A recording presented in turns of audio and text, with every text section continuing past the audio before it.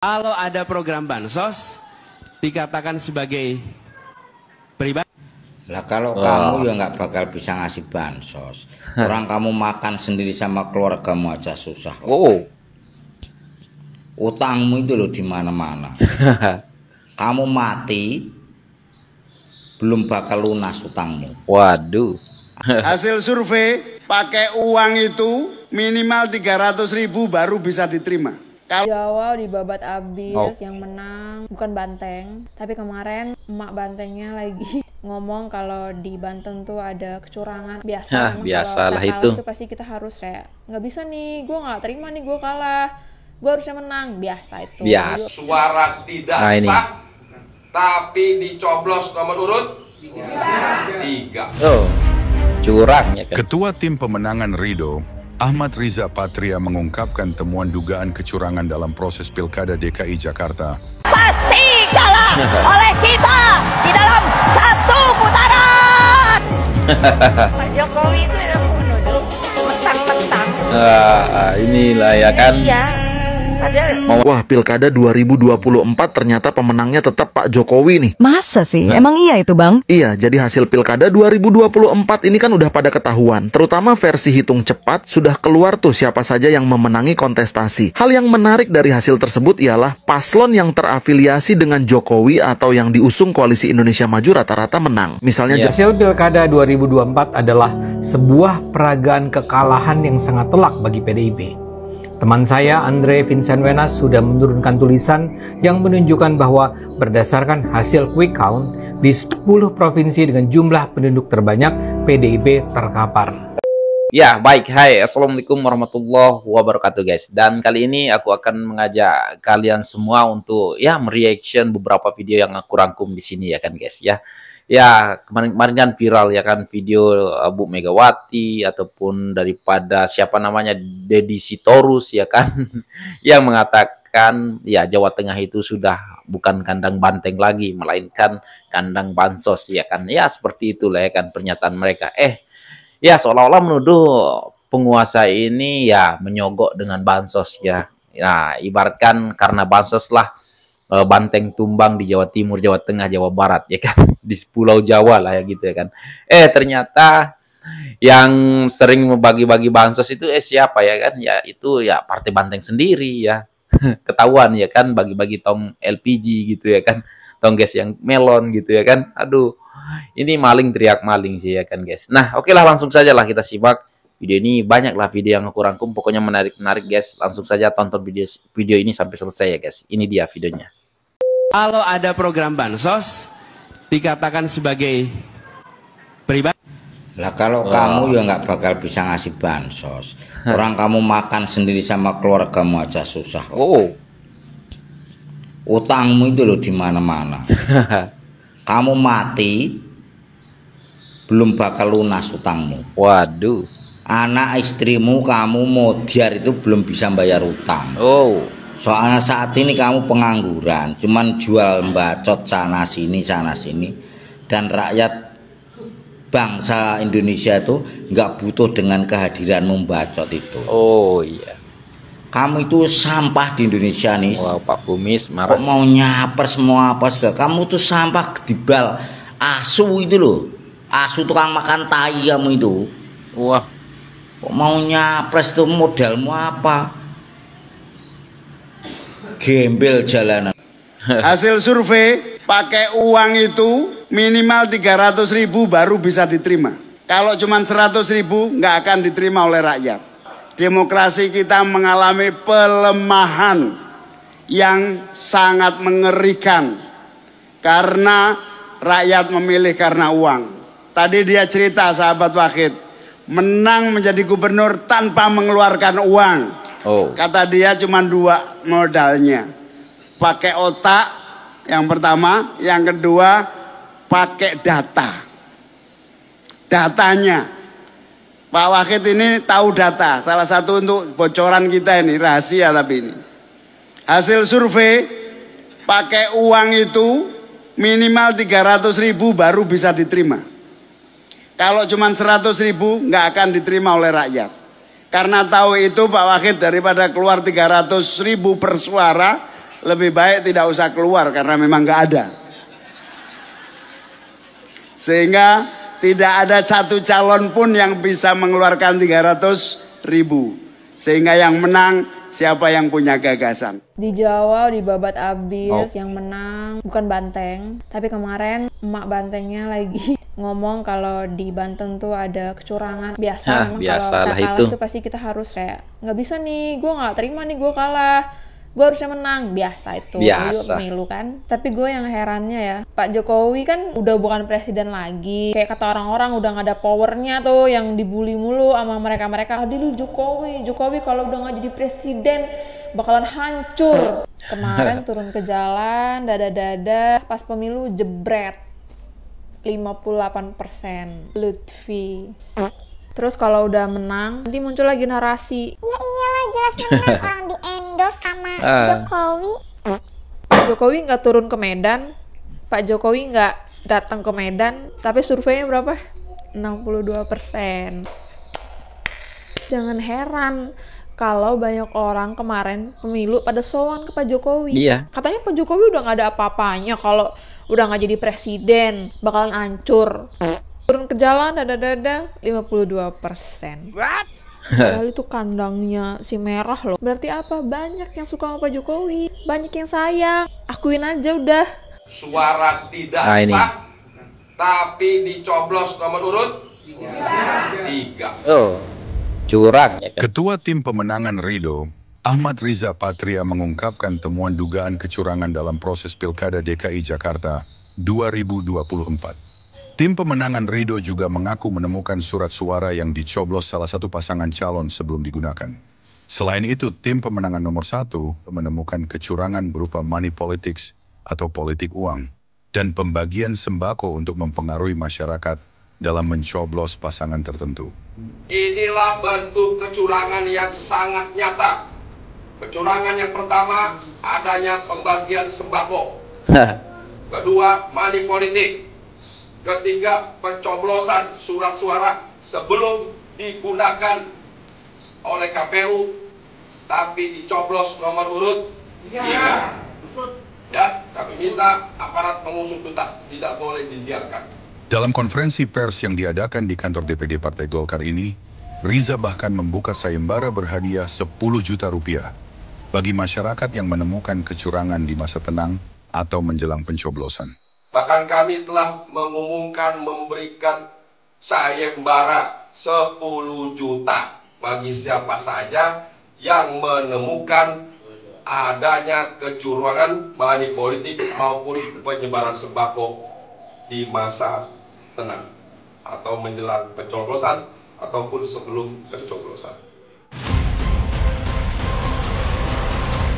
Ya, curang. Karena kan? mereka takut kalah, dan iya, mereka pasti kalah oleh kita di dalam 1 putaran. Pak Jokowi itu udah kuno, mentang-mentang. Inilah ya kan. Iya. Padahal momen Pak Jokowi diremehkan. Juga, aduh, ini yang bikin ya pendukung Pak Jokowi marah. Sebuah hak yang namanya hak prerogatif.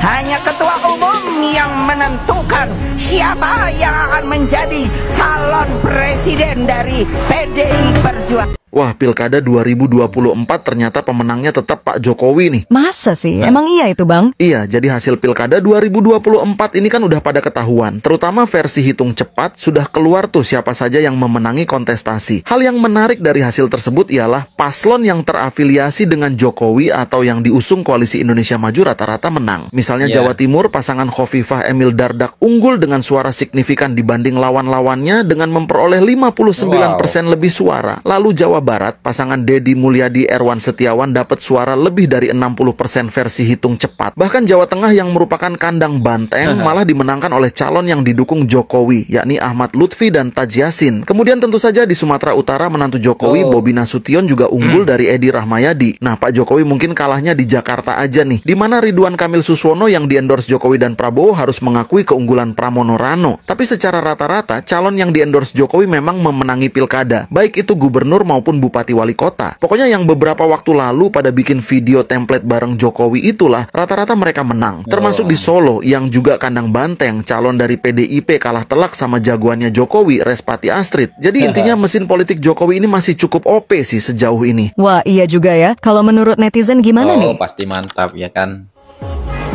Solo kandang Jokowi, Respati Astrid cetak sejarah pilkada Solo, guys. Wah, Jokowi pas lihat PDIP kalah di Solo. Beliau itu begitu jalan, masyarakat teriak.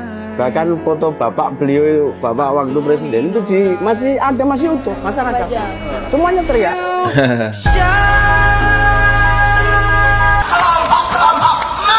Mau tahu jejak yang tinggal, oke, kita dengar dulu ya guys. Terus terang loh, hadapi saya. Kesombongan Bu Megawati ya. Saya pun rakyat Indonesia, saya pun yang punya tanah ini. Lalu kalian seenaknya saja hanya mau dengan kekuasaan, untuk kekuasaan, no. Kesombongannya ya. Geblek. Nggak bisa bedakan kepemimpinan kok bilang begitu. Ya kalau Anda nggak bisa bedakan ya sudahlah sana, ngapain sih ikut-ikutan di sini? Mau tahu kepemimpinan saya menghargai kedaulatan hukum. Kepemimpinan Megawati tidak menghargai hukum. Kepemimpinan Megawati tidak menghargai hukum, melainkan penyelesaian politis. Itu sudah dibuktikan dengan melancarkan saya manggil rapat di rumahnya di Kebagusan. Itu kalau mau tahu. Hasil Pilkada 2024 adalah sebuah peragaan kekalahan yang sangat telak bagi PDIP. Teman saya, Andre Vincent-Wenas, sudah menurunkan tulisan yang menunjukkan bahwa berdasarkan hasil quick count, di 10 provinsi dengan jumlah penduduk terbanyak, PDIP terkapar. Kecuali di DKI tentunya, yang nanti saya akan bahas sebentar. Di sejumlah provinsi, Koalisi Indonesia Maju Kim sebenarnya nggak kompak. Calon yang didukung Kim di daerah-daerah itu bukan cuma satu, tapi tetap jagoan yang diajukan PDIP terjungkal. Sebagai contoh, di Banten, PDIP bersama Golkar mendukung Airin yang semula dianggap sebagai kandidat dengan tingkat elektabilitas tertinggi.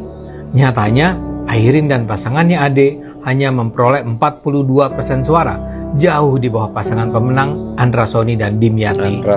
Ya. Bahkan di daerah basis utama PDIP, Jawa Tengah, calon mereka terkapar juga. Andika Perkasa adalah tokoh yang terkenal. Dia gagah, pintar, kaya raya.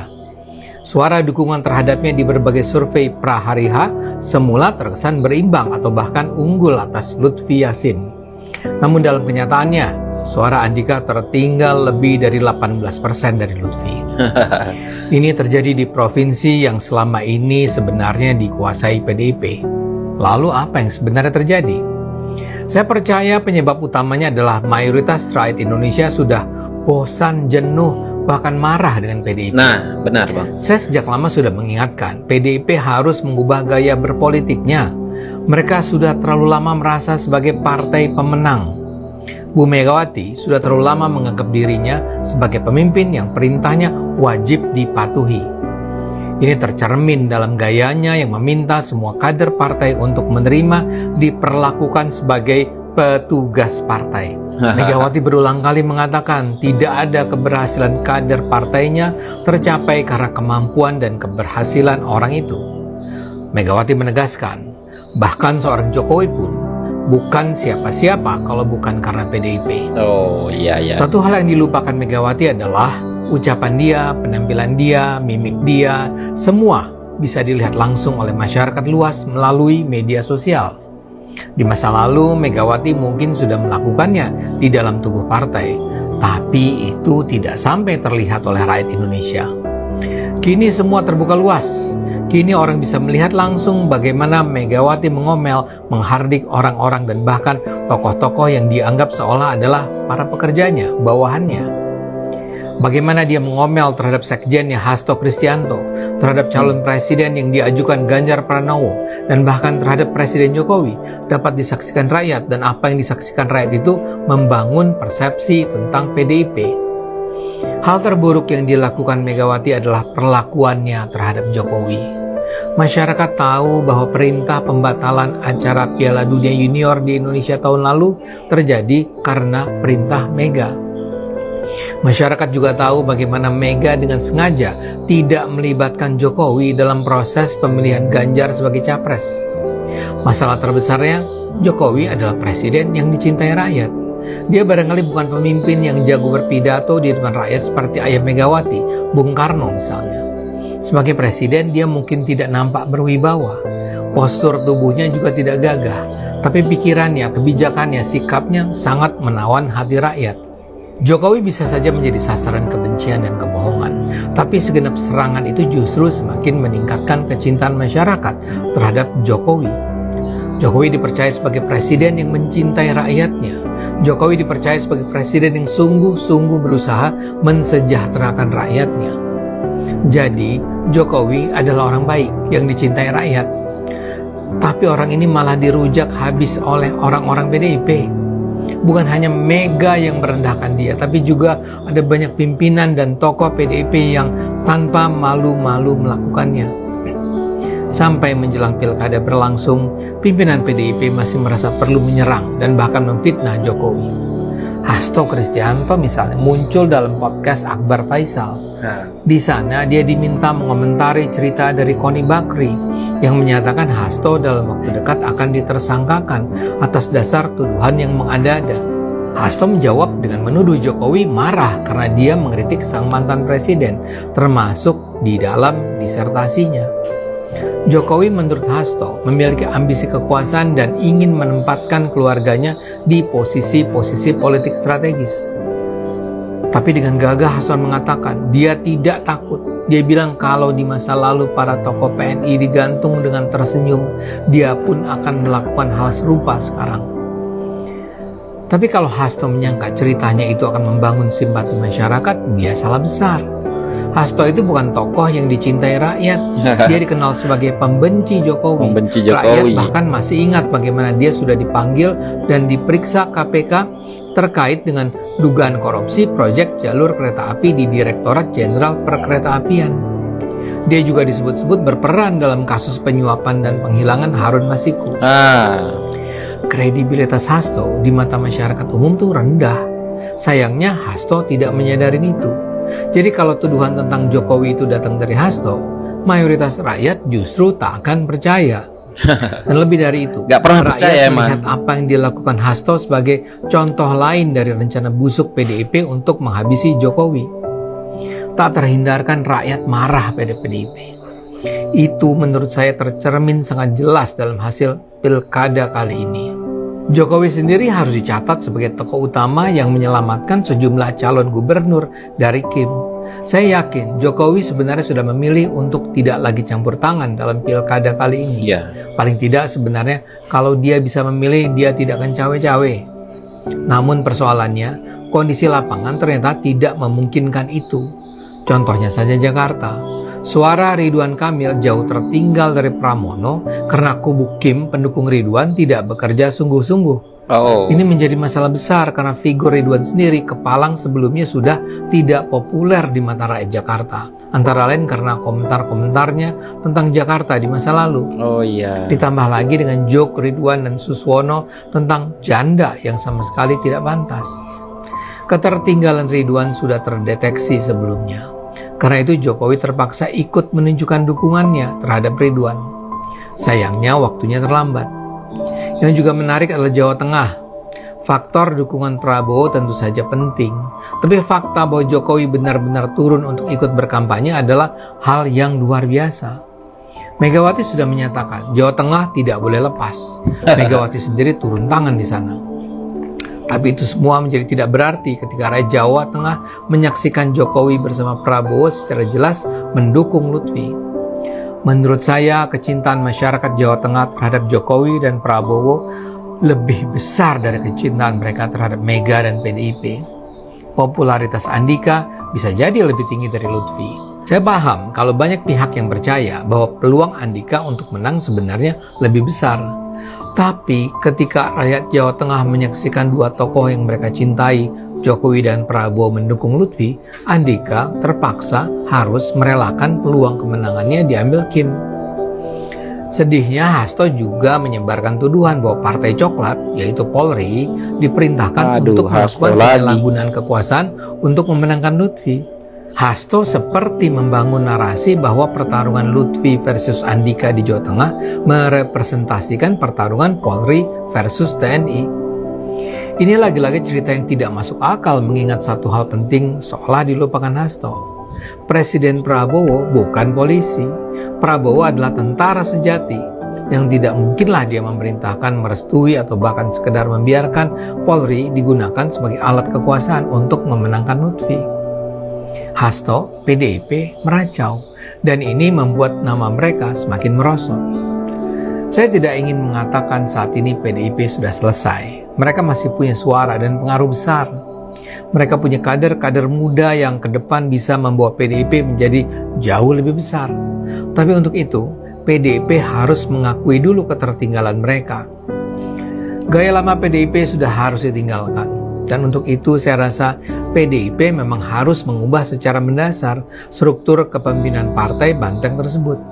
Mungkin sudah saatnya Mega mengundurkan diri untuk diganti oleh tokoh-tokoh muda. Harus ada gaya kepemimpinan baru yang sejalan dengan alam keterbukaan dan kebebasan Indonesia menuju kejayaan 2045. Jujur saja, yang jadi masalah bukan cuma Mega. Mega seperti dibiarkan terus melakukan blunder tanpa ada orang-orang di sekitarnya yang berani mengingatkan dia. Kesannya terlalu banyak orang yang takut atau bahkan mungkin penjilat untuk bicara jujur kepada Megawati. Ya, benar. Dan karena itu saya percaya PDIP terus menggali lubang kuburnya sendiri. Ya guys, ya menariklah apa yang dibahas Ade Irmando ya kan.